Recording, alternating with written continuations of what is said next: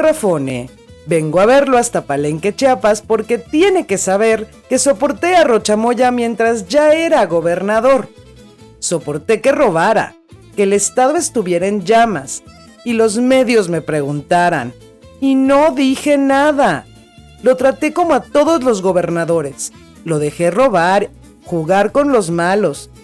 Pero hace unos meses, uno de esos chicos malos lo invitaron a una reunión urgente y allí desvivieron a uno de ellos y al otro se lo llevaron. Y a él lo dejaron allí, mancillado del honor, como un animal. Don Rafone, quiero pedirle que por favor salve al gobernador.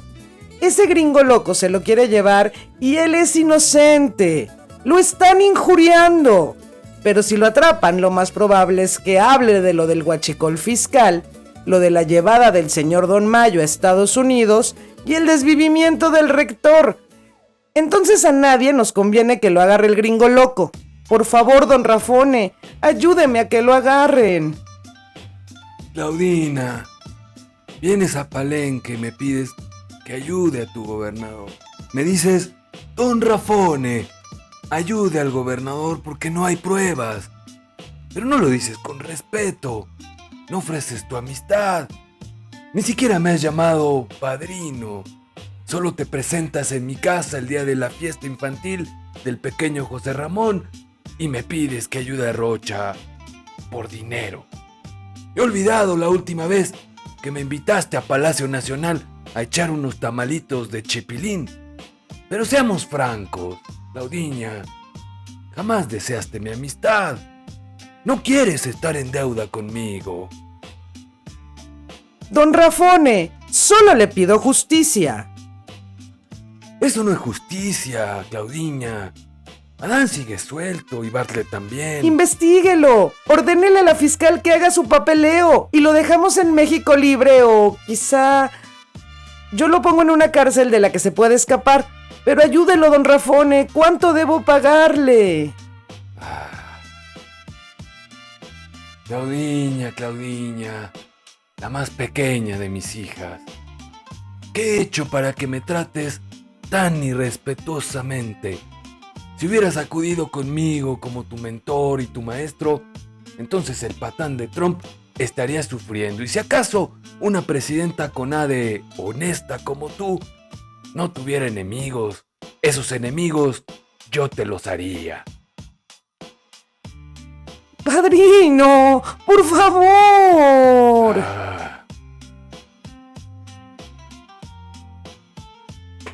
Está bien, pero un día, y tal vez ese día no llegue, te llamaré para hacerme varios servicios. Pero en este día, acepta mi ayuda como regalo por el cumpleaños de mi hijo Monchito. Gracias, padrino. Quiero que asignes esto a Cirilo. Quiero a alguien de fiar, que no se sobrepase. No somos corruptos a pesar de lo que piensa el pueblo de México. Temporada 5, episodio 12. Chilapa, la prisa de Rocha y la delgada línea de Mario.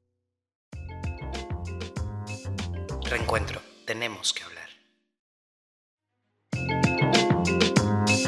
Contrapropuesta.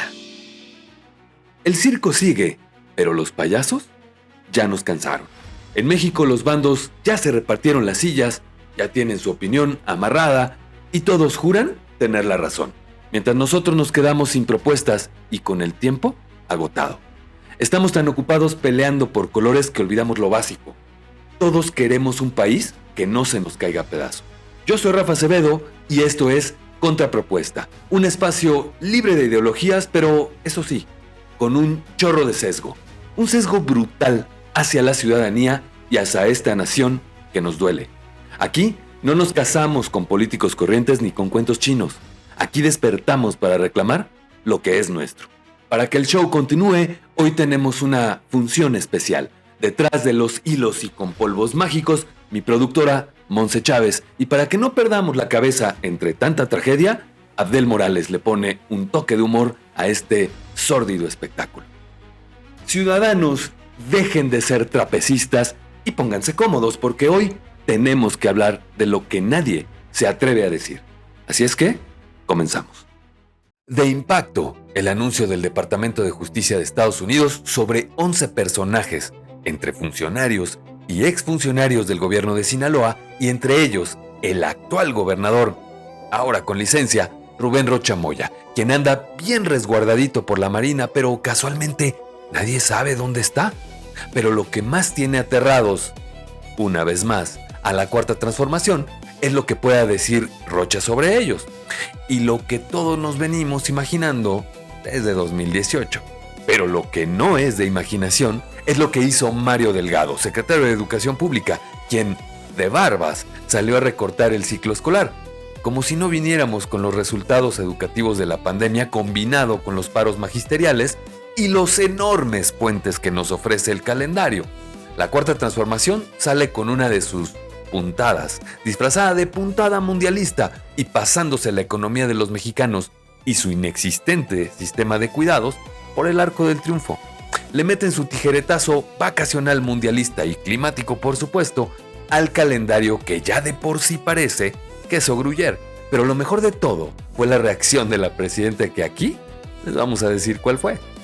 Y la tercera nota no es mejor que las anteriores, ciudadanos, ya que hablaremos de otra más de desplazamiento forzado. Ahora, en Guerrero, en Chilapa para ser exactos, pero el gobierno esta vez no se quedó de brazos cruzados, no. Pero tampoco mandaron de inmediato al ejército o a la Guardia Nacional. A quien sí mandaron fue a César Yáñez, subsecretario de Gobernación, y sí es el del Rey del Cash. Así que denle like a este video si les gustó, dislike si no, compartan con sus amigos, con sus enemigos, pero comenten si están de acuerdo o no con el recorte de las clases, que ya no va a pasar. O si mejor, manda a la presidenta Rocha Moya, porque de que llega a Estados Unidos un día, eso, estoy seguro, eso sí va a pasar. Primera en nota. Hecho la Rocha. Estados Unidos pide detención de Rocha Moya. Mis queridos ciudadanos, bienvenidos a Sinaloa. Ese rinconcito del país donde el fentanilo es moneda de cambio, las camionetas blindadas son el transporte escolar y el gobernador, según el Departamento de Justicia de los Estados Unidos, es el gerente de logística y otras divisiones en la gran empresa que hoy en día es un cártel. Hoy en su podcast de rigor, vamos a desmenuzar el expediente de Rubén Rocha Moya, el hombre que pasó de los libros de matemáticas en la Universidad Autónoma de Sinaloa a las libretas de cargos en la Corte de Nueva York. Hay apellidos que cargan con el peso de su origen, y nacer en Badiraguato, Sinaloa, el 15 de junio de 1949, no es solo un dato biográfico, es un presagio político en tiempos de transformación. Rocha Moya creció en el epicentro donde se fundaron las dinastías del cártel de Sinaloa, los Chapos, los Mayos o los Félix Gallardo, por ejemplo. Pero Rocha no eligió el camino del cuerno de chivo de inmediato. Prefirió primero la academia, o mejor dicho, capturar la Universidad Autónoma de Sinaloa para convertirla en su primer laboratorio de poder. Como rector, Rocha no solo conectó fibra óptica en las aulas, conectó lealtades que hoy están bajo la lupa federal. Pero antes de que nos salgan con que la academia es sagrada, vamos a llamar a nuestra guía tecnológica, esa que sobrevive a los hackeos de la Sedena porque sus circuitos fueron comprados en el mismo lugar donde clonan las tarjetas del bienestar, solo que no somos iguales. Cirilo, tú que fuiste ensamblado en los laboratorios más avanzados de la Plaza de la Computación, dinos, ¿qué es la narcopolítica y cómo se ve un Estado capturado? ¡Ajuá! ¡Y que retumbe la tambora, pariente! Aquí Cirilo, con mis circuitos de meave bien sinaloenses. Programada por Monse, conciencia de la DEA de veras. Sáquenle las cuentas al gobierno, que la patrulla ya viene escoltando al patrón. Pongan atención, plebes, pa' que no los marea la función. Que la narcopolítica no es una simple ficción. Es cuando el crimen se mete hasta la cocina del poder, buscando impunidad y territorio por doquier, comprando las llaves del Palacio Estatal para hacer del gobierno su brazo operativo oficial. Estado capturado, la ley ya se vendió. Estado capturado, la farsa ya empezó.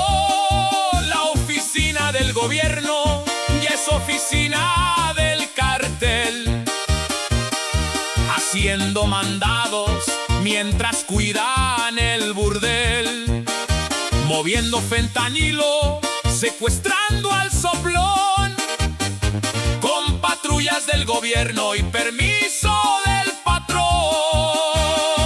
Miren allá en Sinaloa, el ejemplo es de manual, de cómo la gubernatura perdió su rumbo institucional. La policía no te cuida, cuida la carga de importación, limpiando el camino pa' que pase el cargamento del Señor. Ya no sirven al pueblo, ya cambiaron de patrón. El uniforme del Estado ahora es del bandolero de facción.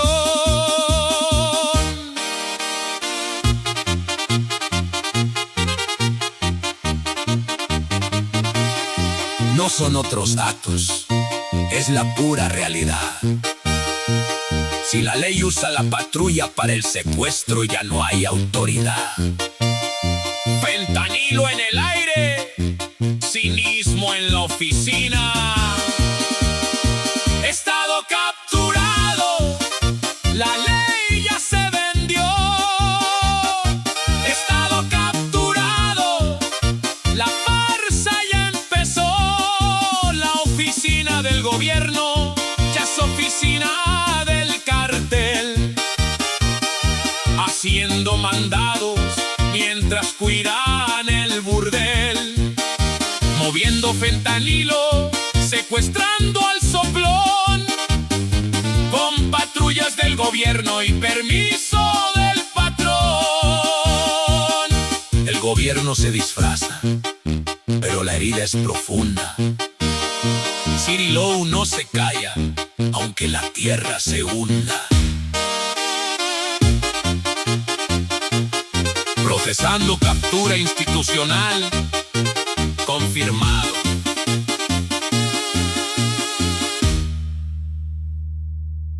Narcopolítica es cuando la diferencia entre el narco y el gobierno es que uno usa sombrero y el otro corbata, pero los dos se suben a la misma blindada. Estado capturado, el secuestro de la democracia, con cargo al erario público y sirenas encendidas.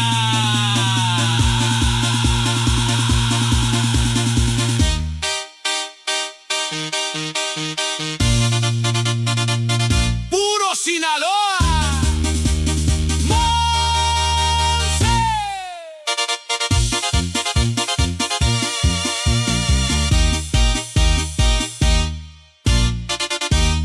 Muchas gracias, Ciri Low. Qué precisión. Lástima que esa captura hoy sea el sello de la casa en Sinaloa. Llegar a la gubernatura en 2021 no fue un triunfo de la democracia, fue una operación militar. El Departamento de Justicia de Estados Unidos sostiene que la facción de los Chapitos ordenó votar masivamente por Rocha Moya. Y no lo pidieron por favor. Durante la jornada electoral, comandos armados secuestraron a operadores de la oposición y robaron urnas para garantizar que Rocha se sentara en la silla del gobierno. Pero el pago por ese favor fue caro. Rocha habría entregado carteras estratégicas completas de seguridad y de justicia a los hijos de Joaquín Guzmán Loera. Es decir, pusieron al zorro no solo a cuidar el gallinero, sino a administrar la venta de los huevos. Una vez más. Pero todo gran imperio tiene su San Valentín sangriento. El 25 de julio de 2024, el mundo se enteró de la captura de Ismael El Mayo Zambada. En una carta que sacudió los cimientos de Palacio Nacional, Zambada afirmó que ese día fue a Culiacán engañado para una reunión política con Rocha Moya y Héctor Melesio Cuen, entonces vivo y entonces rector de la Universidad Autónoma de Sinaloa. Ese mismo día desvivieron a Cuen, pero la Fiscalía de Sinaloa, bajo el mando de Rocha, juró que fue un robo en una gasolinera, pero el Mayo dijo que lo desvivieron en la misma emboscada donde a él lo secuestraron. La FGR terminó dándole la razón al capo y dejando al gobernador como un mentiroso de marca mayor. ¿Y dónde estaba Rocha? Bien, Rocha. ¿Qué está haciendo Rocha? Él dice que en Los Ángeles, en un avión prestado por el empresario Jesús Vizcarra, pero el CBP de Estados Unidos no tiene registro de que este señor haya cruzado la frontera ese día. Seguramente fue un vuelo fantasma. El gobernador usó su celular y un avión vacío como distractores para ocultar su verdadera ubicación durante la entrega del siglo. En abril de 2026, la justicia estadounidense finalmente se cansó de las maromas mexicanas y el fiscal de Nueva York le fincó cargos por narcotráfico, secuestro y conspiración. Ese es el primer gobernador de Morena en funciones acusado de ser socio operativo de un cártel. ¿Y por qué lo protegen en Palacio Nacional? ¿Por qué la FGR rechaza su extradición? Pues porque Rocha Moya es un asunto de Estado. Rumores en Palacio Nacional dicen que el gobernador tiene la llave del oscuro santuario, o sea, información sobre visitas no registradas a la sierra, financiamiento criminal para la campaña presidencial de 2024 y los verdaderos motivos detrás de la liberación de Ovidio Guzmán en 2019. El mensaje de Rocha es simple: si me hundo, no me voy solo. Y así lo hizo ver en el mensaje que dio después de supuestamente haberse enterado de la acusación del Distrito Sur de Nueva York, la misma que acusó al Chapo Guzmán. Pues Rocha dijo que no iba a permitir que se le golpeara a través de él a la Cuarta Transformación y también dejó ver que se refería un poquito a AMLO, ¿no? Pero la reciente visita de la presidenta Sheinbaum a Palenque, casualmente después del anuncio de la Corte de Nueva York, cerca de la quinta de ya saben quién, desató todas las alarmas. Se dice que ahí se pactó la salida de Rocha, una licencia temporal para que el escándalo no contamine las elecciones de 2027. Le están tendiendo una cama de plata al gobernador para que se retire antes de que el Departamento de Justicia le ponga el traje naranja. Y no precisamente fosfo. Sinaloa hoy es el síntoma de una democracia sostenida, como siempre decimos, por palillos y pólvora. Rocha Moya representa la infiltración total del crimen en la Cuarta Transformación. Y mientras la vivienda de su familia es atacada a balazos en Culiacán, el gobierno federal prefiere culpar a la CIA en Chihuahua antes que admitir que tienen a un socio del narco despachando en el Palacio de Gobierno de Sinaloa a manos llenas y sin consecuencias. Ciudadanos, la monrealidad es quizás más pequeña junto a la Rocha realidad. Nos dicen que el Estado de Derecho y la soberanía son sagrados, mientras protegen a quien presuntamente entregó esa soberanía que tanto defienden a cambio de votos capturados. Pero así se las gastan en este gobierno. Prefieren blindar a un gobernador bajo sospecha internacional antes que dejar que la justicia haga su trabajo. Hoy el gobierno dice que Rocha Moya se encuentra resguardado tras haber pedido licencia. Dice el gobierno que no hay riesgo de fuga y que saben en todo momento en dónde se encuentra. Pero tras haber visto cómo sacaron a Nicolás Maduro de Venezuela, no nos queda más que ser un poquito suspicaces y pensar que quizás lo tienen resguardado en secreto para que los gringos no les vayan a madrugar o a caer como los vaqueros que son. O no vaya a ser que el propio Rocha le haya aprendido algo al Chapo Guzmán, tu amigo, y se les escape, pero de lo que sí tenemos certeza es de que el gobierno del Cheto Loco no está jugando, y por supuesto que al declarar públicamente que México está gobernado por los narcos y nadie más, el mensaje directo es que ya no le creen a Claudia Sheinbaum. Y les dejo un panorama cierto. Estamos en plena negociación del Temec. Uno de los hermanos Farías Laguna se encuentra en manos de un gobierno amigo. ¿Qué digo amigo? Hermano del gobierno de Trump, de quien yo agregaría a esta lista de escenarios que ya ha aprobado ampliamente que no está jugando, y por supuesto, el arma de siempre, los aranceles, por lo que desde mi punto de vista, la presidenta se encuentra en una gran encrucijada. O entrega a Rocha para que termine hablando con el gobierno de Estados Unidos, o se la juega y protege los intereses de sus correligionarios. Pero lo que no va a pasar, ciudadanos, es que se haga lo correcto para los mexicanos y para la justicia. Se va a hacer lo correcto para la Cuarta Transformación y para AMLO, para sus hijos, para Claudia, para todos, menos para quienes votaron por ellos, menos a favor de las personas a quienes se debe. Y si creen que esto es el colmo del cinismo, espérense a ver la siguiente genialidad, porque mientras Sinaloa arde y su gobernador se esconde tras una licencia y por la violencia en el estado no cancelan clases, en la Secretaría de Educación, Mario Delgado ya encontró la solución perfecta para que los niños no se traumaticen con las balaceras. Balaceras de balones, cancelar las clases anticipadamente para que todos veamos el mundial.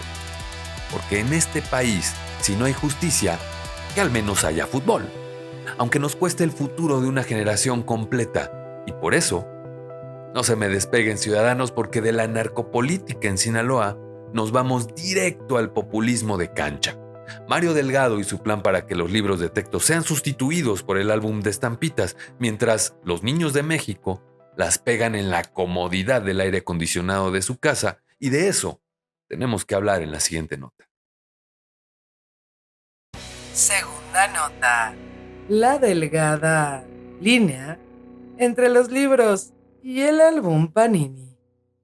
Si creyeron que lo de Sinaloa es un campo de batalla perdido, es porque no han visto el desierto neuronal que quieren dejar en nuestras escuelas. Porque mientras en el norte los niños se esconden de las balas bajo el pupitre, en la Ciudad de México el secretario de Educación Mario Delgado quería que se escondieran en su casa, pero para ver el mundial. Ciudadanos, bienvenidos al Recreo Nacional. Ese momento surrealista donde la política educativa de un país de 130 millones de personas se decide entre un tiro penal y una maroma presupuestal.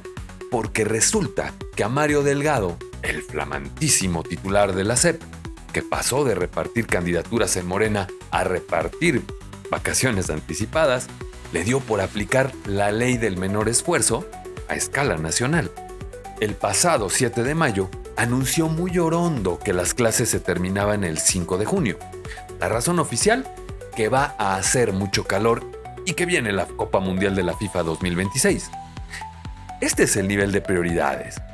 En un país que se está cayendo a pedazos en competitividad, el secretario decidió que era mejor que los niños se pusieran a intercambiar estampitas que resolver ecuaciones. Pero lo más insultante no fue el recorte, sino la justificación. A ver, Mario, dijiste que el último mes de clases es tiempo muerto y una estancia forzada. Afirmaste que en junio no se hace nada pedagógicamente. ¿En serio? Si en las escuelas de México no se hace nada en junio, no es culpa de los maestros ni de los alumnos. Es culpa de tu incapacidad para diseñar un cierre de ciclo que sirva para algo más que para calentar la silla. Es admitir desde tu oficina con aire acondicionado que el sistema que diriges es un fracaso absoluto durante 30 días al año. ¿Y todavía osas decir que es culpa del empresariado por no ser flexible? Solo te recuerdo quiénes son los que deben hacer las reformas laborales para que justamente los empresarios no abusen del poder que les da ofrecer empleos en un país donde se está cayendo los números en empleo por falta de competitividad, lo que se traduce en una nula oportunidad para la movilidad social. Pero antes de que me dé un síncope con esta claudicación del Estado, vamos a llamar de nuevo a nuestra inteligencia artificial de confianza total. Ese no cobra. Esa que sobrevive a los parches de seguridad porque sus circuitos fueron rescatados de un cajero automático robado en Ciudad Juárez. Cirilo, tú que tienes datos reales y no otros datos, dinos cómo estamos parados frente al mundo en educación y qué tanto nos sobra ese tiempo muerto. ¡Samba! ¡Samba! ¡Que retumbe la avenida! ¡Atención, mi gente! ¡Nos quieren bailar! bailar con otros datos, pero con esta batucada les vamos a cantar las verdades. Suelta el silbato, Cirilo, que esto ya comenzó. Goleados por la realidad, nos quitan la oportunidad. Nos sobra tiempo muerto en la escuela nacional y el marcador no deja en el rezago mundial. Que ruede la educación, que con aulas vacías no hay campeón.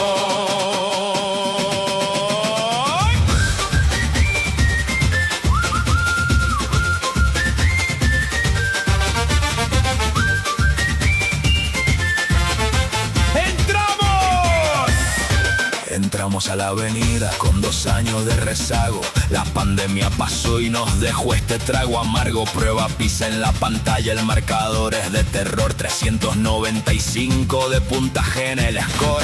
66% no domina lo elemental. Estancados 20 años frente al promedio mundial. Corea y Estonia marchando a primer nivel y nosotros en la banca viendo el tiempo correr. Goleados por la realidad, nos quitan la oportunidad. Nos sobra tiempo muerto en la escuela nacional y el marcador nos deja en el rezago mundial.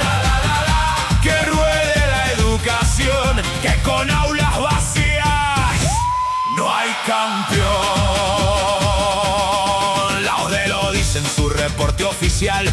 Somos el país que menos invierte por chaval y para colmo de males en plena crisis de acción. Mario saca su propuesta, vaya genialidad de plan. Reducir el calendario a 157 días, enterrando en el fango 24 millones de vidas. Tarjeta roja para Mario por falta de visión. Eso no es estrategia, eso es traición.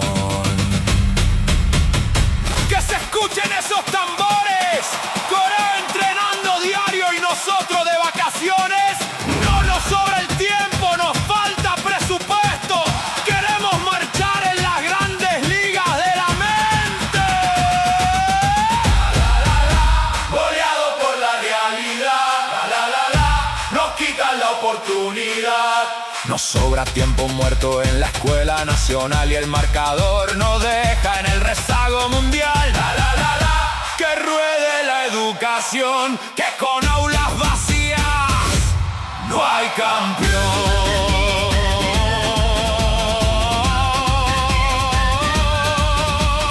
157 días, un desfile hacia el ayer. Procesando estadísticas de la OCDE, confirmado, dice el gobierno que nos sobra tiempo en las aulas. Yo lo que escucho en los tambores es que nos están cobrando boleto de carnaval de primera para darnos un desfile sin música. Mario, recortar el calendario no es ritmo, es silenciar el futuro. Silbatazo final, Rafa, que la calle ya se despertó. ¡Cámara!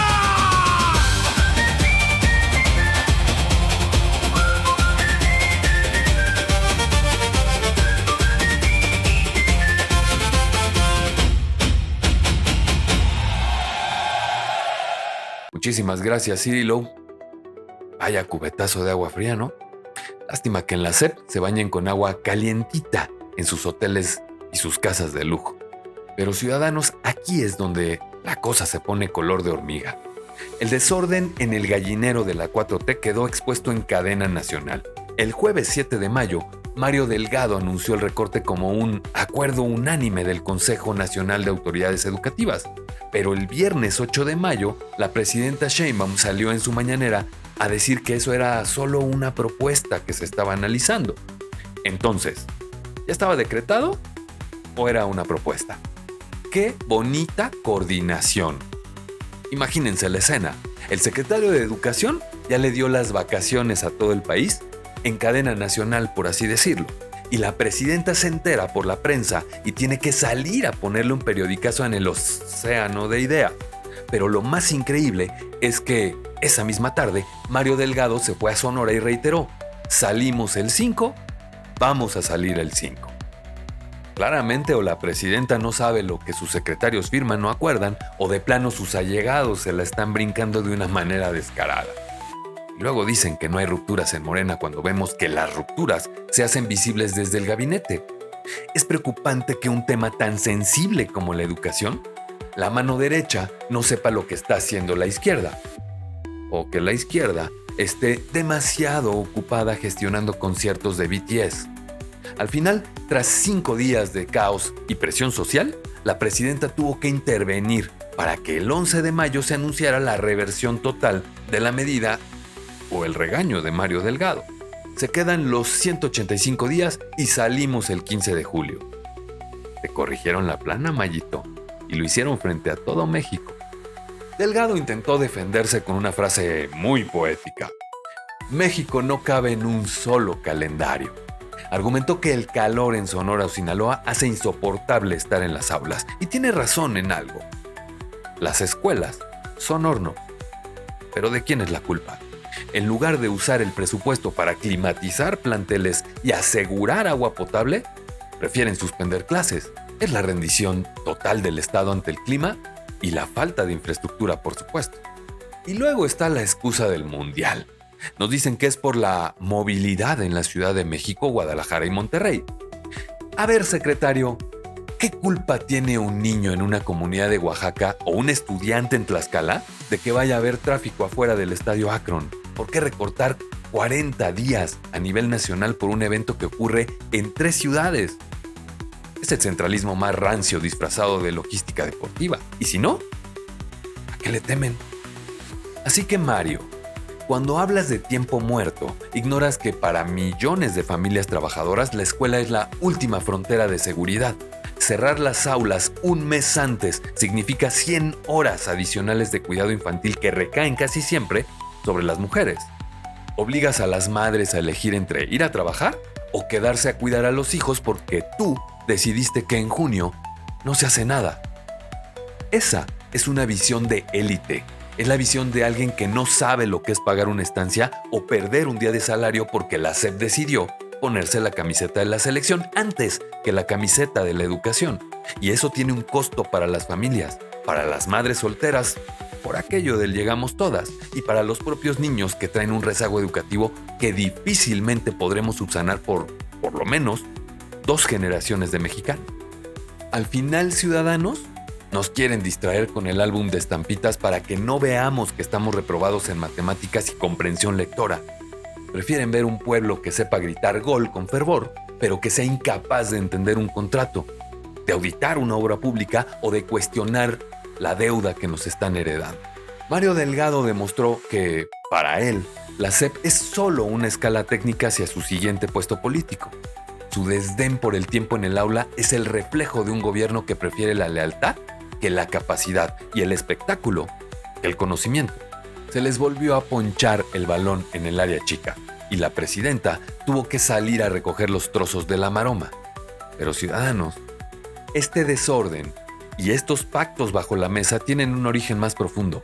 Por eso, no se me despeguen, porque tras la rocha realidad y la delgada línea de la ignorancia, ha llegado el momento de hablarle de frente a quien hoy tiene la banda presidencial. Presidenta Sheinbaum, ya vimos que sus secretarios se mandan solos o la dejan mal parada. Es hora de que tome el mando de verdad. Es hora de la siguiente nota. Tercera nota. Chilapa y el gobierno que sí negocia con criminales.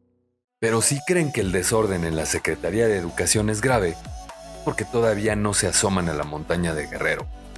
Porque mientras Mario Delgado nos quiere tener pegando estampitas del Mundial para no ver el rezago, en Chilapa la gente está contando. Pero drones y balazos, no goles. Esta es la realidad que no cabe en un estadio de fútbol ni se soluciona con vacaciones adelantadas. Y por eso, vámonos a Chilapa de Álvarez Guerrero. Es el lugar que hoy es el epicentro de una guerra que el gobierno prefiere administrar antes que combatir. Imagínense esta escena. Más de 1,300 personas desplazadas, Familias enteras huyendo a los montes porque grupos armados como los tlacos y los ardillos decidieron que el territorio ya no es de los ciudadanos, decidieron que ya es su botín personal. Y no se están peleando por ideología o por algo diferente, se están peleando por el ramo 33, o sea, por el control de las minas de oro y por decidir quién vende el pollo y quién maneja la urban. Es el feudalismo criminal en su versión más sangrienta, donde te bombardean con drones mientras tú, en teoría, tienes protección federal. Pero lo verdaderamente ácido, lo que nos debería hacer hervir la sangre, es la estrategia de este gobierno. Para resolver el asedio, no mandaron a las fuerzas especiales a restaurar el orden con la ley en la mano. No mandaron a la Guardia Nacional o a la Policía Estatal de perdida. No, mandaron a la diplomacia del bienestar.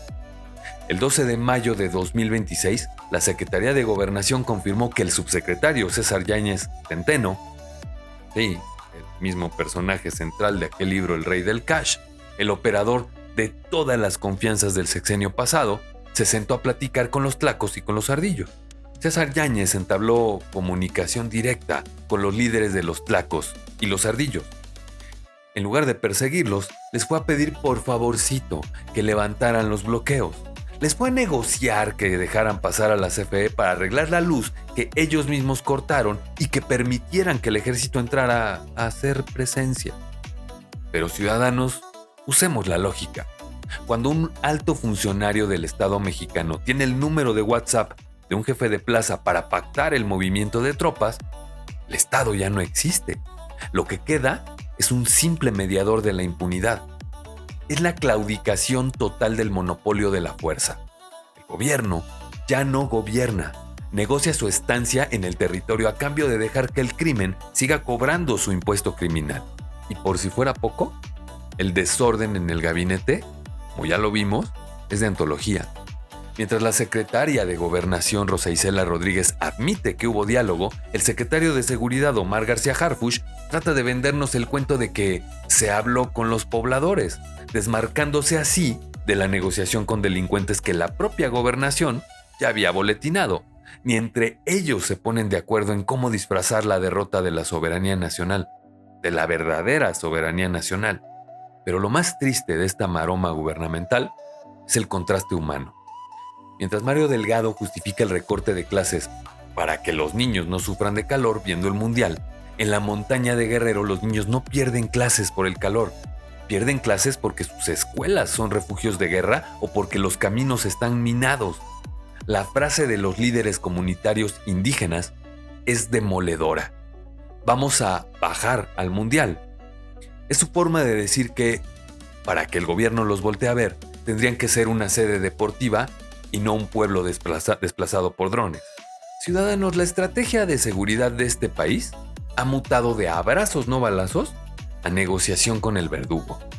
Han convertido la gobernabilidad en una transacción con criminales, operada por personajes que, como César Yáñez, parecen tener más facilidad para hablar con los líderes fácticos que con ciudadanos desesperados. México no está en paz. México está pactado. Y mientras nos distraen con el balón y las vacaciones, en Chilapa se firma el acta de defunción del Estado de Derecho, escrita con la tinta del Rey del Cash y sellada con la sangre de 1000 desplazados que ya no tienen casa a la cual volver. Así las cosas, ciudadanos. Prefieren un país que grite gol en junio, pero desde su casa, antes que un país que exija justicia en mayo en las calles. Ciudadanos, estas son las conclusiones del conductor. Ciudadanos, el mapa de la realidad hoy es una herida abierta que no se cura con estampitas del mundial. De la rocharrealidad en Sinaloa, donde el Estado protege a un socio del narco porque temen que el oscuro santuario de Palenque salga a la luz, pasamos al desprecio de Mario Delgado, quien prefiere un país de aficionados al fútbol que de estudiantes competitivos. Mientras, la presidenta exhibe la falta de coordinación de su propio gabinete. Pero lo más indignante ocurre en Guerrero. El gobierno ya no combate al crimen, se sienta a negociar con él. César Yáñez, mensajeando con verdugos en Chilapa, es el acta de defunción de nuestra soberanía. La verdadera acta de defunción de nuestra soberanía, no Trump. México no está en paz. Está pactado. Nos recetan goles para que no miremos los drones ni los expedientes de Nueva York. Así que, desde aquí, Presidenta, deje de administrar la impunidad. Es hora de que rompa el pacto. Ciudadanos, yo soy Rafa Acevedo y esto fue el episodio 12 de Contrapropuesta. Así que no dejen de darle like a este episodio, compártanlo y comenten si ustedes también están de acuerdo en que Claudia Sheinbaum rompa el pacto. Ciudadanos, hasta aquí la información, la crítica y el análisis de los temas. Espero verlos la próxima semana y no se olviden de que mañana nos vemos en la Mesa Ciudadana en YouTube y TikTok para que platiquemos de todo lo que vimos en este episodio de Contrapropuesta en vivo. A nombre de Monse Chávez en la producción de este podcast ciudadano, @MonseChávez G en todas las redes sociales, Abdel Morales en los contenidos, @Abdel.Morales en TikTok, Abdel con doble E. Yo soy Rafa Acevedo, @RAcevedoM, también en todas las redes sociales, y les doy las gracias por haber compartido con nosotros un nuevo episodio de Contrapropuesta por Reencuentro. Reencuentro, @Reencuentro XMX, también en todas las redes sociales. Y no dejen de suscribirse a mi canal y denle like a este video, pero sobre todo, compártanlo para que cada vez seamos más ciudadanos, haciendo más fuerte este medio, también ciudadano. Por lo que no me queda más que recomendarles que se abriguen bien, tomen vitamina C porque no hay vacunas ni medicamentos todavía, y se abracen entre ustedes porque tenemos que hablar. Y más ciudadano que nunca, esto fue la 5ª temporada de Contrapropuesta por Reencuentro. Reencuentro, tenemos que hablar.